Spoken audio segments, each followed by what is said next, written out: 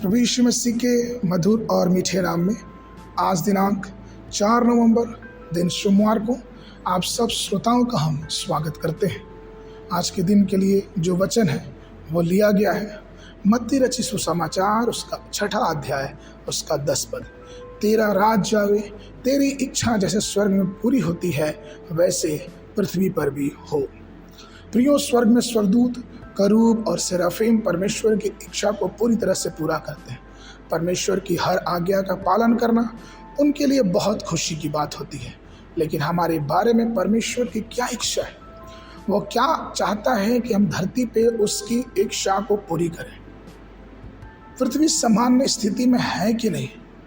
परमेश्वर ने जब हम मनुष्यों को बनाया तो उसने क्या सोचा? यशायाह नबी की पुस्तक उसका 55 अध्याय 8 और 9 पद कहता है, क्योंकि मेरे विचार तुम्हारे विचार नहीं, ना ही तुम्हारे मार्ग मेरे मार्ग हैं।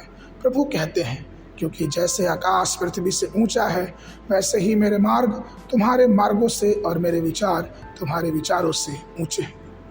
प्रियो, हर मसीह से प्रभु की अपेक्षा होती है कि हम परमेश्वर के मार्गों पे चले, अर्थात हमारे विचार, हमारी बुद्धि, हमारा चाल चलन सब कुछ परमेश्वर के मार्गों पे चलने वाला हो सके। इफिसियों में पौलुस 5वें अध्याय के 17 पद में कहते हैं, इस कारण निर्बुद्धि ना हो और ध्यान से समझो कि प्रभु की इच्छा क्या है। कुलुसियों को लिखते हुए पौलुस कहते हैं पहले अध्याय 9, 10 और 11 पद में कि इस कारण हम भी तुम्हारे लिए प्रार्थना करना और यह मांगना नहीं छोड़ते कि तुम सारी बुद्धि और आत्मिक समझ सहित उसकी इच्छा के ज्ञान से परिपूर्ण हो जाओ और तुम प्रभु के योग्य चाल चलो और उसे पूरी तरह से प्रसन्न करो। प्रश्न ये उठता है कि परमेश्वर का सच्चा भक्त या प्रभु यीशु मसीह पे सच्चा विश्वासी कौन है? तो एक उत्तर आता है, जो परमेश्वर की इच्छा, जो प्रभु यीशु मसीह की इच्छा को अपने जीवन में पूरी करता है।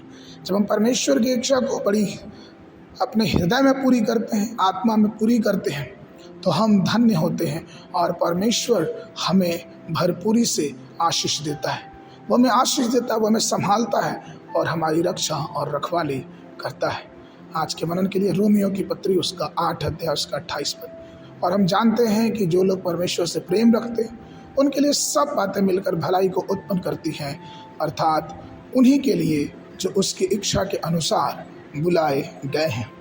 आज के मनन के लिए सुबह के समय यिर्मयाह नबी की पुस्तक उसका 32 और 33 अध्याय, शाम के समय इब्रानियों की पुस्तक उसका 1 अध्याय। परमेश्वर आप सबको आशीष देवे।